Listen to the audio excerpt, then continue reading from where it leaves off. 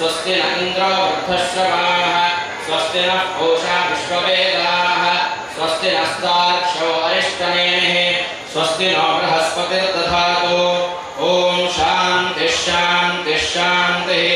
नमो व्रातपतये नमो गणपतये नमः प्रमदपतये नमस्ते अस्तु लंबोदराय एकदन्ताय विघ्नविनाशिने शिवसुताय श्रीवरदमूर्तये नमो नमः।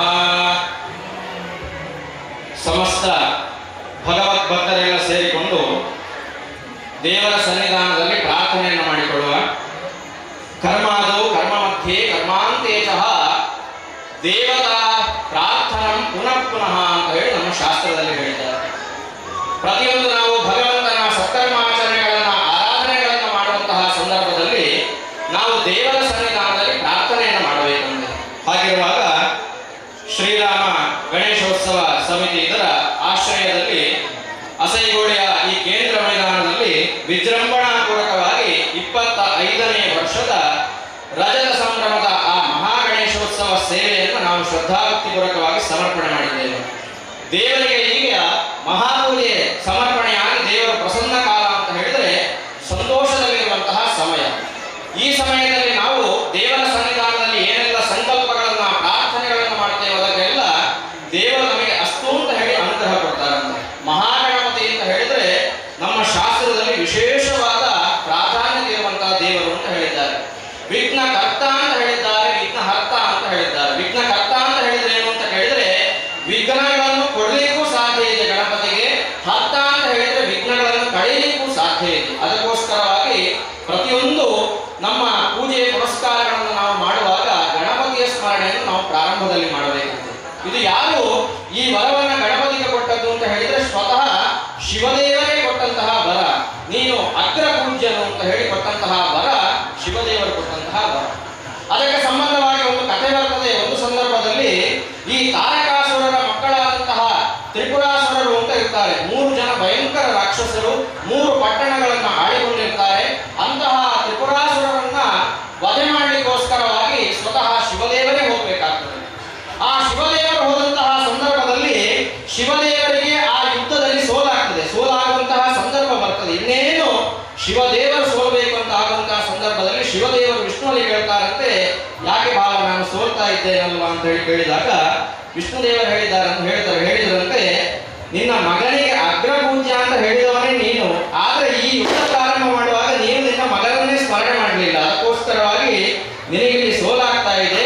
ಗಣಪತಿಯ ಸ್ಮರಣೆಯನ್ನು ಮಾಡು, ಈ ಯುದ್ಧದಲ್ಲಿ ಖಂಡಿತವಾಗಿ ನಿನಗೆ ಯಶಸ್ವಾಗ್ತದೆ ಅಂತ ಹೇಳಿ ವಿಷ್ಣುದೇವರು ಅಲ್ಲಿ ಶಿವದೇವರಿಗೆ ತಿಳಿಸ್ತಾರಂತೆ. ಹಾಗೆ ಶಿವದೇವರು ಗಣಪತಿಯ ಸ್ಮರಣೆಯನ್ನು ಮಾಡಿದ ಕಾರಣದಿಂದ ಅವರ ತ್ರಿಪುರರ ನಾಶವಾಗ್ತದೆ. ಅಲ್ಲಿ ಶಿವದೇವರಿಗೆ ಜಯ ಸಿಗ್ತದೆ. ಅದಕ್ಕೋಸ್ಕರವಾಗಿ ಅಗ್ರಪೂಜ್ಯನು ಅಂತ ಹೇಳಿ ಗಣಪತಿ ದೇವರಿಗೆ ಹೇಳ್ತಾರೆ.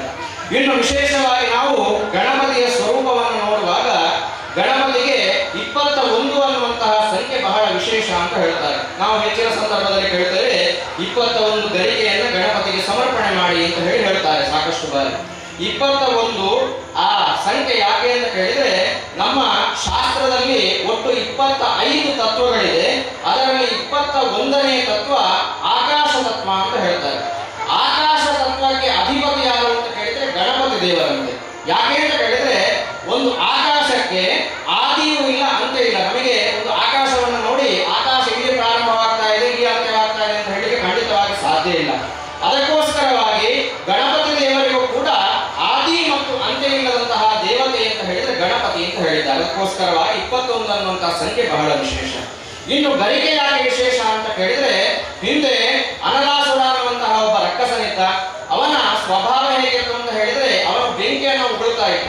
ಅವನು ಹೋದಲ್ಲೆಲ್ಲ ಅವನ ಎದುರಿಗೆ ಯಾರು ಸಿಕ್ಕಿದ್ರು ಕೂಡ ಭಸ್ಮವಾಗಿ ಹೋಗ್ತಾ ಇದ್ದಂತೆ. ಆಗ ದೇವತೆಗಳಿಗೆಲ್ಲ ಭಯವಾಯಿತು. ಗಣಪತಿಯಲ್ಲಿ ಪ್ರಾರ್ಥನೆ ಮಾಡ್ತಾರೆ. ಆಗ ಗಣಪತಿ ವಿರಾಟ ರೂಪ, ನಾವು ಕೇಳ್ತೇವೆ ವಿಷ್ಣು ದೇವರ ವಿರಾಟ ರೂಪವನ್ನು ಪಡೆಯುತ್ತಾರೆ ಅಂತ ಹೇಳಿ. ಅದೇ ಒಂದು ವಿರಾಟ ರೂಪವನ್ನು ಪಡೆಯುವಂತಹ ಶಕ್ತಿ ಗಣಪತಿ ದೇವರಿಗೂ ಇದೆ. ಆ ಗಣಪತಿ ದೇವರು ವಿರಾಟ ರೂಪದಲ್ಲಿ ಇದ್ದುಕೊಂಡು ಅನಲಾಸುರ ಅನ್ನುವಂತಹ ರಕ್ಕಸನನ್ನು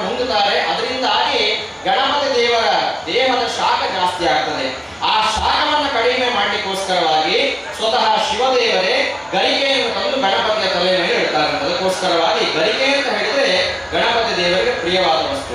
ಇನ್ನು ಗರಿಕೆಯಲ್ಲೂ ಕೂಡ ಒಂದು ವಿಶೇಷವಾದ ಮಹತ್ವ ಇದೆ, ಸಾರ ಇದೆ ಅಂತ ಹೇಳಿದ್ರೆ, ಗರಿಕೆಯನ್ನು ನೋಡುವಾಗ ಅದರಲ್ಲಿ 3 ಎಲೆಗಳಿರ್ತದೆ. ಅಂದ್ರೆ ಒಂದು ತ್ರಿಶೂಲದ ರೂಪದಲ್ಲಿ ಗರಿಕೆ ಇರ್ತದೆ. ಆ 3 ಎಲೆಗಳಿಗೆ ಅರ್ಥ ಏನು ಅಂತ ಹೇಳಿದ್ರೆ, ಶಿವ, ಶಕ್ತಿ ಅಂತ ಹೇಳಿದರೆ ಪಾರ್ವತಿ, ಮತ್ತೊಂದು ಗಣಪತಿ, ಸ್ವತಃ ಗಣಪತಿ. ಅಂತಹ ವಿಶೇಷವಾದ ಗರಿಕೆಯನ್ನು ಕೂಡ ನಾವು ಗಣಪತಿ ದೇವರಿಗೆ ಸಮರ್ಪಿಸಿದ್ದೇವೆ. ಅದೇ ರೀತಿಯಾಗಿ ಗಣಪತಿ ದೇವರ ವಿಶೇಷವಾದಂತಹ ಮಹತ್ವ ಏನು ಅಂತ ಕೇಳಿದರೆ, ಪೂರ್ವಕಾಲದಲ್ಲಿ ವಿಷ್ಣು ದೇವರು ಅವರ ಶಂಖಕ್ಕೆ ಒಂದು ಹೆಸರಿದೆ, ಅದಕ್ಕೆ ಪಾಂಚಜನ್ಯ ಅಂತ ಹೇಳ್ತಾರೆ. ಅಂತಹ ವಿಷ್ಣು ದೇವರ ಶಂಖವೇ ಒಂದು ಸಲ ಕಾಣೆಯಾಗಿ ಹೋಗ್ತದಂತೆ. ಆಗ ವಿಷ್ಣು ದೇವರು ಹುಡುಕ್ತಾ ಹುಡುಕ್ತಾ ಹೋಗುವಾಗ ಕೈಲಾಸದಲ್ಲಿ ಆ ಶಂಖದ ಶಬ್ದ ಕೇಳ್ತದೆ ಅವರಿಗೆ. ಹಾಗೆ ಬಂದು ನೋಡುವಾಗ ಗಣಪತಿಯ ಕೈಯಲ್ಲಿ ಆ ಶಂಖ ಇದೆ. ಎಷ್ಟು ಕೇಳಿದರೂ ಕೂಡ ಗಣಪತಿ ದೇವರ ಆ ಶಂಖವನ್ನು ವಾಪಸ್ ಕೊಡುವುದಿಲ್ಲಂತೆ. ಆಗ ಶಿವದೇವರು ಹೇಳ್ತಾರಂತೆ ವಿಷ್ಣುವಿನಲ್ಲಿ, ನೀನು ಗಣಪತಿಯ ಪ್ರಾರ್ಥನೆಯನ್ನು ಮಾಡು, ಅವನು ನಿನಗೆ ಶಂಖವನ್ನು ಕೊಡ್ತಾರೆ ಅಂತ ಹೇಳಿ. ಹಾಗೆ ಗಣಪತಿ ದೇವರು ವಿಷ್ಣು ದೇವರಿಗೂ ಕೂಡ ತುಂಬಾ ಅಲ್ಲಿ ಒಂದು ವಿಚಾರಗಳು ಬರ್ತದೆ. ಇನ್ನು ಕುಬೇರ ಅನ್ನುವಂತಹ ಒಂದು ದಿಕ್ಪಾಲ ದೇವತೆ ಇದ್ದಾನೆ. ಕುಬೇರ ಅಂತ ಹೇಳಿದ್ರೆ ಅಷ್ಟದಿಕ್ಪಾಲ ದೇವತೆಗಳಲ್ಲಿ ಸಂಪತ್ತನ್ನು ಕೊಡುವಂತಹ ದೇವತೆಗೆ ಕುಬೇರ ಅಂತ ಹೇಳಿದ್ದಾರೆ. ಅಂತಹ ಕುಬೇರನಿಗೆ ಒಂದು ಸಲ ಬಹಳ ಅಹಂಕಾರ ಬಂದು ಹೋಗ್ತದಂತೆ. ಏನು ಅಂತ ಹೇಳಿದ್ರೆ, ನಾನು ಸಂಪತ್ತಿನ ಕಾರಕ, ಇಡೀ ಲೋಕಕ್ಕೆ ನನ್ನ ಮಹತ್ವವನ್ನು ಕೊಡಬೇಕು ಅಂತ ಹೇಳಿಕೊಂಡು ಒಂದು ವಿಶೇಷವಾದ ಔತಣಕೂಟವನ್ನ ಕುಬೇರ ಕರೆಯುತ್ತಾನೆ. ಆ ಔತಣಕೂಟಕ್ಕೆ ಎಲ್ಲರನ್ನ ಆಮಂತ್ರಿಸುವಾಗ ಕೈಲಾಸಕ್ಕೂ ಬಂದು ಶಿವ ಪಾರ್ವತಿಯನ್ನು ಆಮಂತ್ರಿಸಿ ಗಣಪತಿಯಲ್ಲಿ ಕೂಡ ಹೇಳ್ತಾರಂತೆ, ನೀನು ಕೂಡ ನನ್ನ ಔತಣಕೂಟಕ್ಕೆ ಬಾ ಅಂತ ಹೇಳಿ. ಆಗ ಪಾರ್ವತಿ ದೇವಿ ಹೇಳ್ತಾಳಂತೆ, ಇವನಿಗೆ ಈ ಸಲ ಇವನ ಅಹಂಕಾರಕ್ಕೆ ಸರಿಯಾದ ಶಾಸ್ತಿ ಆಗ್ತದೆ ಅಂತ ಹೇಳಿ ಪಾರ್ವತಿ ದೇವಿ ಹೇಳ್ತಾರೆ. ಹಾಗೆ ಕುಬೇರನ ಔತಣಕೂಟಕ್ಕೆ ಗಣಪತಿ ದೇವರು ಕೂಡ ಬಂದರು. ಗಣಪತಿ ದೇವರಿಗೆ ಔತಣವನ್ನು ಕೊಡಲಿಕ್ಕೆ ಪ್ರಾರಂಭ ಮಾಡ್ತಾರೆ. ಅಲ್ಲಿ ಮಾಡಿದ ಅಡಿಗೆ ಸಂಪೂರ್ಣವಾಗಿ ಗಣಪತಿ ದೇವರೇ ಸೇವಿಸ್ತಾರಂತೆ. ಬಂದಂತಹ ಅತಿಥಿಗಳಿಗೆ ಅಡಿಗೆ ಇಲ್ಲ. ಆಗ ಗಣಪತಿ ದೇವರು ಕುಬೇರನಲ್ಲಿ ಹೇಳ್ತಾರಂತೆ, ನನಗೆ ನನ್ನ ಹೊಟ್ಟೆಯನ್ನು ತುಂಬಿಸಲಿಕ್ಕೆ ನಿನಗೆ ಸಾಧ್ಯವಾಗಲಿಲ್ಲ, ಇನ್ನು ನಾನು ನಿನ್ನನ್ನೇ ನುಂಗಬೇಕಷ್ಟೇ ಅಂತ ಹೇಳಿ ಕುಬೇರನಲ್ಲಿ ಹೇಳಿದಾಗ ಕುಬೇರ ಭಯದಿಂದ ಕೈಲಾಸಕ್ಕೆ ಬರ್ತಾನೆ. ಆಗ ವಿಶೇಷವಾಗಿ ಗಣಪತಿ ದೇವರು ಕೂಡ ಬರ್ತಾರೆ. ಪಾರ್ವತಿ ದೇವಿ ಒಂದು ಸಣ್ಣ ಹಣ್ಣನ್ನ ಮಂತ್ರಿಸಿ ಗಣಪತಿಗೆ ಕೊಟ್ಟಲ್ಲಿಗೆ ಗಣಪತಿಯ ಆ ಹೊಟ್ಟೆ ಸಂತೃಪ್ತಿ ಆಗ್ತದಂತೆ. ಹಾಗೆ ಕುಬೇರನ ಅಹಂಕಾರವು ಕೂಡ ಅಲ್ಲಿ ಸಂಪೂರ್ಣವಾಗಿ ನಾಶವಾಗಿ ಹೋಗ್ತದೆ. ಹೀಗಿದ್ದಂತಹ ಸಂದರ್ಭದಲ್ಲಿ ಗಣಪತಿ ದೇವರ ಒಂದು ಮಂತ್ರ ಬರ್ತದೆ, ವಿದ್ಯಾರಂಭೆ ವಿವಾಹೇ ಚ ಪ್ರವೇಶೇ ನಿರ್ಗಮೆ ತಥಾ ಸಂಗ್ರಾಮೇ ಸರ್ವ ಕಾರ್ಯೇಷು ವಿಘ್ನಸ್ತಸ್ಯ ನ ಜಾಯತು ಅಂತ ಹೇಳಿದ್ರೆ, ನಮ್ಮ ಶಾಸ್ತ್ರಕಾರರು ಹೇಳಿದ್ದಾರೆ ಗಣಪತಿಯನ್ನು ಎಲ್ಲೆಲ್ಲ ಪೂಜೆ ಮಾಡಬೇಕು ಅಂತ ಹೇಳಿಕೊಂಡು. ವಿದ್ಯಾರಂಭೆ, ಒಂದು ನಾವು ವಿದ್ಯಾಭ್ಯಾಸವನ್ನು ಪ್ರಾರಂಭ ಮಾಡುವಾಗ ಗಣಪತಿಯ ಪ್ರಾರ್ಥನೆ ಮಾಡಬೇಕು. ವಿವಾಹೇಚ, ವಿವಾಹ ಕರ್ಮಗಳನ್ನು ಮಾಡುವಾಗ ಗಣಪತಿಯನ್ನು ಪ್ರಾರಂಭ ಮಾಡಬೇಕು. ಪ್ರವೇಶೆ, ಒಂದು ಗೃಹವನ್ನು ಪ್ರವೇಶ ಮಾಡುವಾಗ ಅಲ್ಲಿ ಗಣಪತಿಯ ಸ್ಮರಣೆಯನ್ನು ಮಾಡಬೇಕು. ಇನ್ನು ಸಂಗ್ರಾಮಿ ಅಂತ ಹೇಳಿದ್ರೆ, ಒಂದು ನಾವು ಯುದ್ಧಕ್ಕೆ ಹೋಗ್ತಿದ್ರು ಕೂಡ ಗಣಪತಿಯ ಪೂಜೆ ಮಾಡದೆ ಹೋದರೆ ಅಲ್ಲಿ ನಮಗೆ ಖಂಡಿತವಾಗಿ ಯಶಸ್ಸು, ಜಯ ಅನ್ನುವಂಥದ್ದು ಪ್ರಾಪ್ತಿಯಾಗುವುದಿಲ್ಲ. ಅದಕ್ಕೋಸ್ಕರವಾಗಿ ಮಹಾಗಣಪತಿಯ ಸೇವೆ, ವಿಶೇಷವಾಗಿ 25 ವರ್ಷಗಳು ಒಂದು ಗಣೇಶೋತ್ಸವವನ್ನು ಮಾಡುವುದು ಅಂತ ಹೇಳಿದ್ರೆ ಅದು ಸುಲಭದ ವಿಚಾರ ಅಲ್ಲ. ಯಾಕೆಂತ ಹೇಳಿದ್ರೆ ಹಲವಾರು ಜನಗಳನ್ನೆಲ್ಲ ಸೇರಿಸಿಕೊಂಡು ಆ ಕಾರ್ಯಕ್ರಮವನ್ನು ಮಾಡಬೇಕಾಗ್ತದೆ. ಆದ್ದರಿಂದ ವಿಶೇಷವಾಗಿ ಈ ಒಂದು ಸಂಘಟನೆಯ ಅಧ್ಯಕ್ಷರಿರ್ಬೋದು, ಸರ್ವ ಸದಸ್ಯರಿರ್ಬೋದು, ಎಲ್ಲರೂ ಕೂಡ ಬಹಳ ಶ್ರದ್ಧಾಭಕ್ತಿಪೂರ್ವಕವಾಗಿ ದೇವರ ಸೇವೆಯನ್ನು ಮಾಡ್ತಾ ಇದ್ದಾರೆ.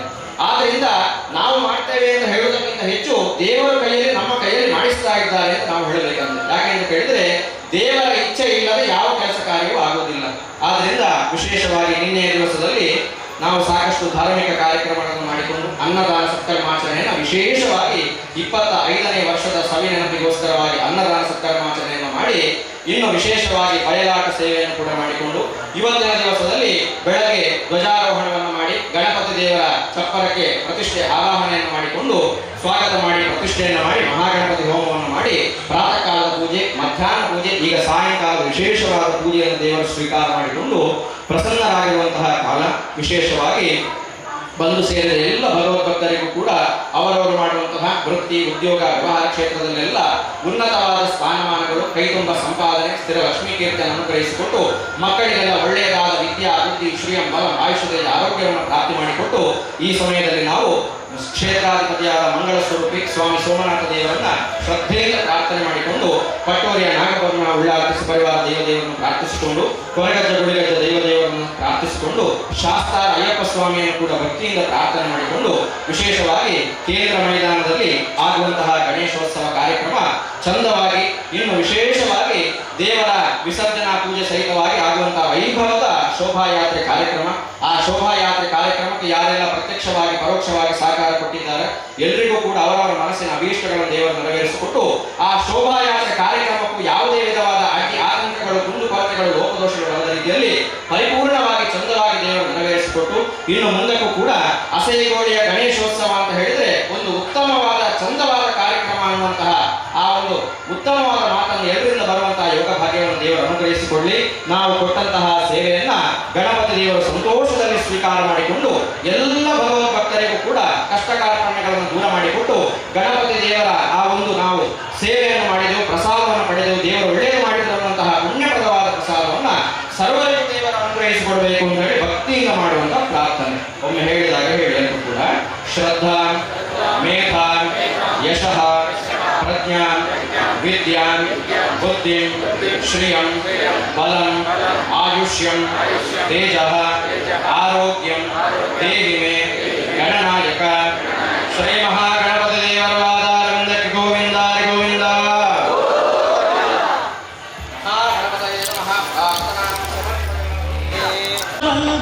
ವಿಘ್ನನಾಶನೇ ಹೇ ರಂಬ ಗಣಪತಿ ನಿನಗೆ ವಂದನೆ, ಹೇ ರಂಬ ಗಣಪತಿ ನಿನಗೆ ವಂದನೆ. ಶರಣು ಶರಣು ಹೇ ಗಣಪನೆ, ಶರಣು ಗಣಪನೆ,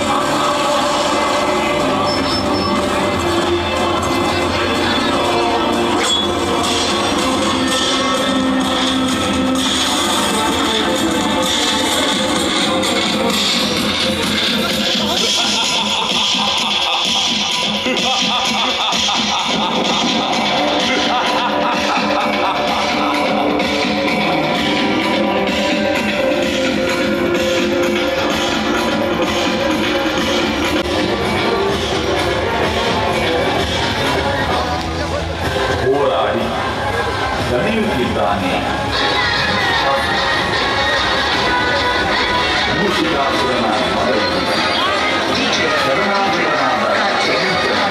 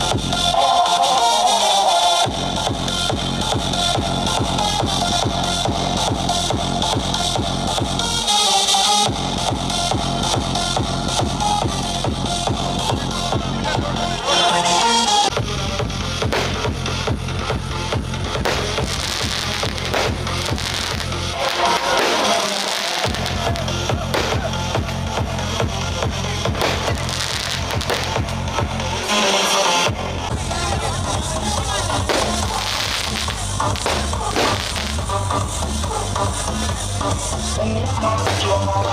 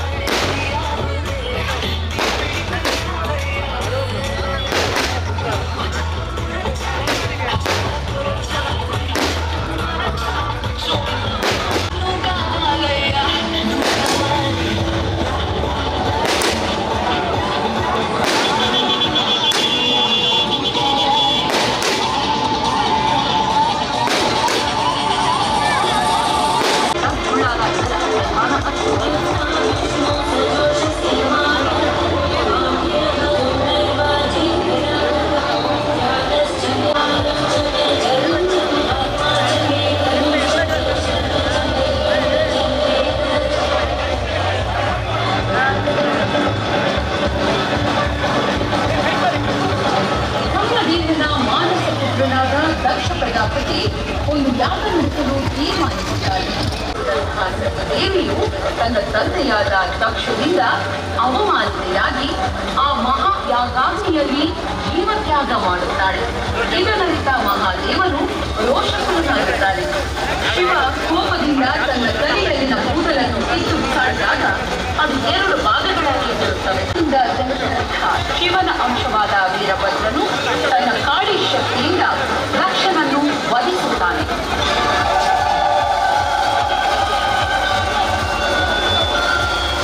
ವಂದನಿಸುತ್ತಾಶ್ರೀ. ನೋಡಿ ಮಹಾಬಲಿಗಳೇ, ಆಮಂತ್ರಣವಿಲ್ಲದೆ ಒಂದು ಅತಿಥಿಯ ಆಗಮನವಾಗಿದೆ. ಅದು ನಮ್ಮ ಪುತ್ರಿ ಸತೀದೇವಿ. ನಿನ್ನ ಪತಿಯಾದ ಆ ಚುಡಲ ಭಸ್ಮ ಅವಮಾನ ನನಗಲ್ಲವೇ? ಆ ಜಟಾಧಾರಿಯಾದ ವ್ಯಾಘ್ರ ಚರ್ಮವನ್ನು ವಸ್ತ್ರವಾಗಿಸುವ, ನಾಗವನ್ನು ಆಭರಣವನ್ನಾಗಿಸುವ ಚುಡಲ ಭಸ್ಮಧಾರಿಯಾದ ನನ್ನ ಅಡಿ ಅವಮಾನ ನನಗಲ್ಲವೇ? ನಿಲ್ಲಿಸಿ, ನಿಲ್ಲಿಸಿ. ಪಿತಾಶ್ರೀ, ಮಹಾಸಭೆಯಲ್ಲಿ ಎಲ್ಲರ ಎದುರು ಅವಮಾನಿತಳಾಗಿದ್ದೇನೆ. ಆದರೆ ಈ ಅವಮಾನವನ್ನು ಸಹಿಸಿ ಕೈಲಾಸಕ್ಕೆ ಹಿಂದಿರುಗಲಾರೆ. ಈ ಯಾಗಾಗ್ನಿಯಲ್ಲಿ ನನ್ನ ಜೀವವನ್ನೇ ತ್ಯಾಗ ಮಾಡುತ್ತೇನೆ. ಬೇಡ ಬೇಡ ಬೇಡ ಬೇಡ ಮಗಳೇ, ಬೇಡ ಬೇಡ.